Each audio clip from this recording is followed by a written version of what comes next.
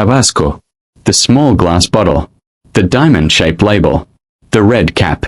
You've seen it on restaurant tables your entire life. In hotel minibars. On airline meal trays. In military ration kits. In the kitchens of 45 countries. It feels like it's always been there. Like hot sauce is as old as cooking itself and Tabasco simply arrived first. It didn't. Tabasco was invented after the American Civil War. On a Louisiana sugar plantation. By a man who had lost almost everything. And what he built from a small batch of pepper mash aged in wooden barrels was not just a condiment. It was a family monopoly that has operated from the same island, a single island in the Louisiana bayou, for over 150 years. Without ever selling the company. Without ever taking it public. Without ever letting go of the land that makes the ingredient that makes the sauce. That is not an accident. That is a corporate strategy so deliberate and so patient that it makes Heinz's regulatory lobbying and Kraft's patent maneuvering look impulsive. And the bottle you recognize, the specific shape, the specific label, the specific diamond, is a trademark so aggressively protected that Tabasco has sued companies for using the word Tabasco to describe a style of pepper that predates their brand by centuries. They don't just own a hot sauce. They own the category. And this is the story of how they did it. Edmund McIlhenny is on Avery Island, Louisiana. The Civil War has ended. The McIlhenny family's sugar plantation has been devastated. The salt mines on the island, which had briefly made it strategically valuable to both the Union and Confederate forces, are damaged. McIlhenny is looking at red peppers. Capsicum frutescens peppers, a variety that had been growing on the island and in the region for years, brought originally from Mexico or Central America. He has been experimenting with fermenting and aging them into a sauce. The chemistry is specific. McIlhenny mashes the ripe red peppers with Avery Island salt, an unusually pure rock salt mine directly from the island salt dome, one of the largest salt deposits in North America. The mash is packed into small barrels and allowed to ferment for 30 days. Then white wine vinegar is added. The mixture is stirred for several weeks. It is strained to remove seeds and skins. The liquid is bottled. The result is a hot sauce with a specific flavor profile. The fermentation produces acetic acid and lactic acid bacteria that transform the pepper sugars into complex sour and savory compounds. The aging in wood barrels, later the aging process would extend to 3 years in French white oak, allows slow oxidation that mellows the raw heat while deepening the flavor. The Avery Island salt provides a specific mineral quality that table salt cannot replicate. McIlhenny began selling the sauce commercially in 1869. He used small cologne bottles.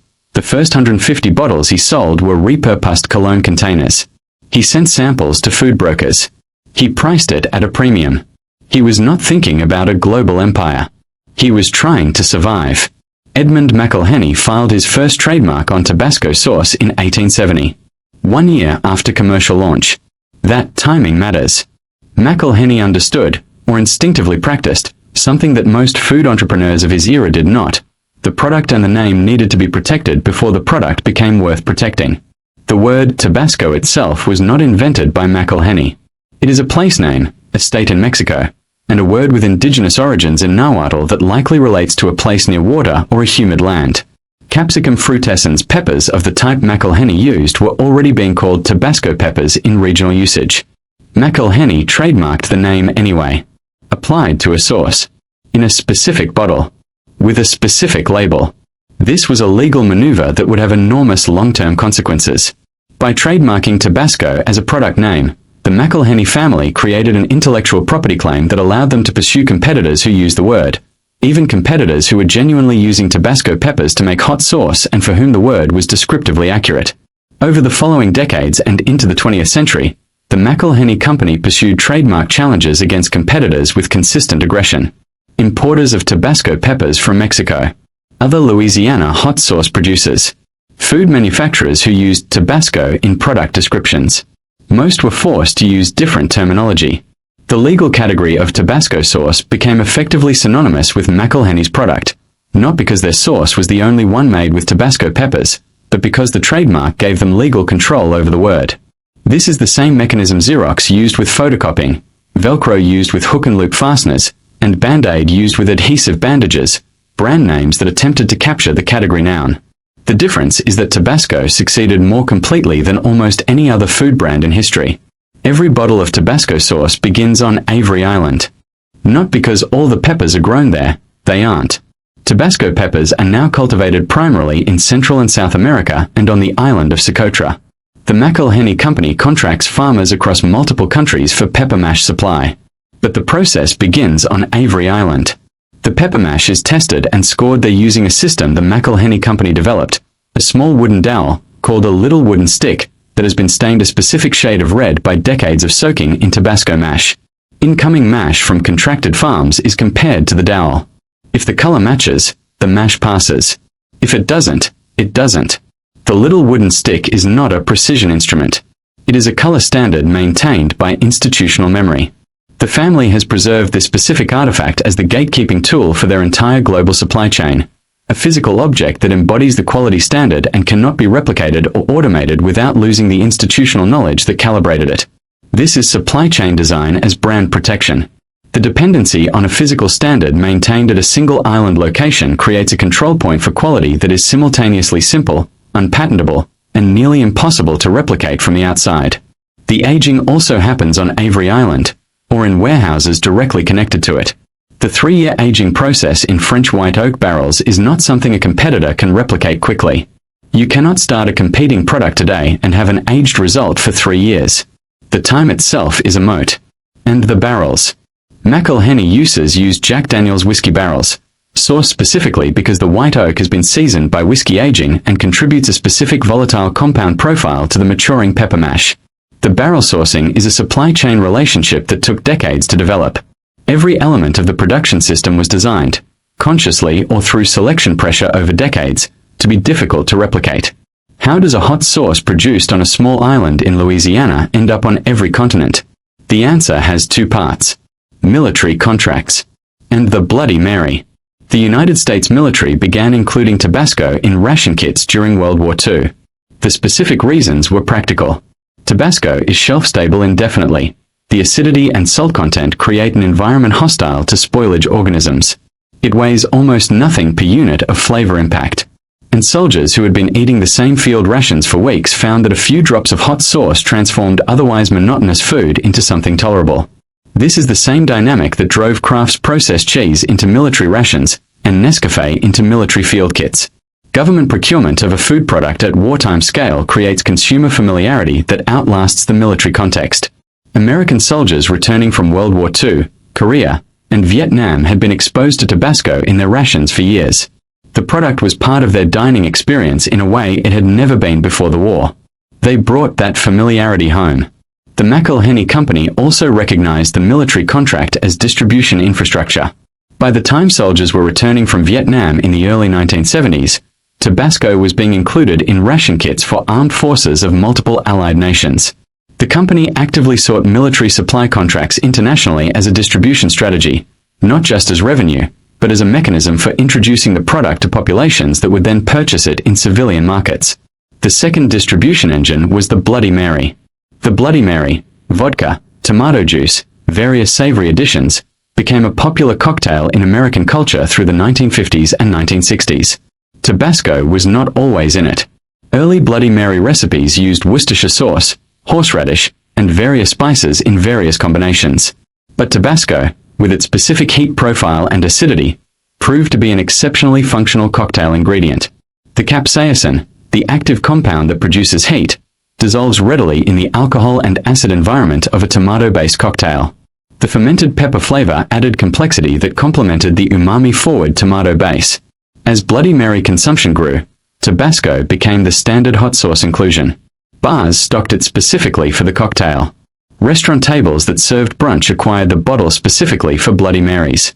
The McIlhenny Company recognized this and leaned into it aggressively in their marketing from the 1970s onward. Tabasco branded Bloody Mary mixes. Tabasco in brunch restaurant advertising. Recipe placements with cocktail publications. The Bloody Mary gave Tabasco a presence in a distribution channel, bars and restaurants, that it would not have penetrated through grocery sales alone. And once the bottle was on the bar, it stayed on the bar. Because a bar that runs out of Tabasco mid-brunch service loses every Bloody Mary order until resupply. This is the same forced pairing dynamic that Campbell's used with green bean casserole and French's onions, and that Lipton used with sour cream and onion dip. Make your product the mandatory inclusion in a widely consumed dish or beverage. Then the consumer ritual does the distribution work for you. By the 1980s, Tabasco was a global brand. By the 1990s, the McIlhenny Company had identified a strategic opportunity that most single-product companies of their era missed. The brand was more valuable than the source. Consumers who had been using Tabasco for decades trusted the diamond label as a signal of a specific flavor profile, heat, fermented pepper, acidity, that they wanted to find in other contexts. The McIlhenny Company began systematically licensing the Tabasco brand for product categories far beyond hot sauce. Tabasco branded cheese, Tabasco flavored crackers, Tabasco mayonnaise, Tabasco seasoned nuts, Tabasco in potato chips, in beef jerky, in cooking sauces, in marinades. Each licensed product drove brand visibility in categories where the original bottle had no direct presence. Each licensed product reinforced the Tabasco flavor identity, the specific combination of capsaicin heat and fermented acidity, across new consumption occasions. The licensing revenue was secondary. The brand reinforcement was the primary strategic objective. Tabasco used licensing to perform the same function that Nestlé had used the Japanese children's coffee candy to perform: expand flavor familiarity across new demographics and consumption contexts at someone else's production cost. The McIlhenny Company also introduced product extensions under the Tabasco brand. Green Tabasco, made from jalapeno peppers, launched in 1993. Chipotle Tabasco, Habanero Tabasco, Garlic Tabasco. A complete hot sauce portfolio under the master brand, each extension capturing a different heat and flavor segment of the condiment market without requiring a new brand launch. By the time Sriracha and other challenger hot sauces began gaining significant consumer market share in the 2000s and 2010s, Tabasco had already secured such deep institutional presence, in military rations, in restaurant supply chains, in cocktail culture, in licensed products, in recipe canon, that it could absorb market share loss at the retail level without losing brand relevance. Tabasco is a family company, still run by the McIlhenny family from Avery Island, Louisiana. Never sold. Never taken public. Never merged or acquired. That is exceptional in American food business history. And it is not the result of sentiment. It is the result of structural decisions made across 6 generations of family ownership that made the company extremely difficult to acquire, difficult to replicate, and extremely resistant to the kind of corporate transformation that destroyed the brand identity of dozens of other iconic American food products. The land cannot be separated from the brand. Avery Island is the geographic origin claim. It is the quality control location. It is the salt source. It is the barrel aging site. It is the institutional memory repository, the place where the little wooden stick lives, calibrating the entire global supply chain to a color standard that has no written specification. You cannot buy Avery Island. The McIlhenny family owns it. You cannot replicate the 3-year aging process quickly. You cannot obtain the Jack Daniels barrel supply relationship on short notice. You cannot replicate the military ration contracts. You cannot unbuild the Bloody Mary Association. Every competitor that has tried to challenge Tabasco at the category definition level has failed to displace it from its institutional positions. Sriracha is larger by retail volume in some markets. Cholula is preferred by some consumer segments. Crystal, Frank's Red Hot, and dozens of regional brands compete for grocery shelf space. But none of them are in military ration kits. None of them have a 150-year-old barrel aging facility on a private island. None of them can produce a wooden dowel stained by a century of their own sauce and use it as an international quality standard. Tabasco is not the most popular hot sauce in the world. It is the most institutionally embedded hot sauce in the world.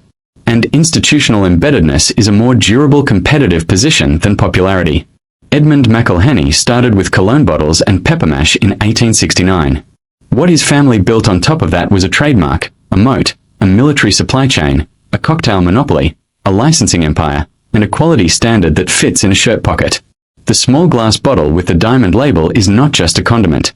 It is a century and a half of deliberate corporate strategy disguised as tradition. Let us know in the comments what we should cover next. Thanks for watching.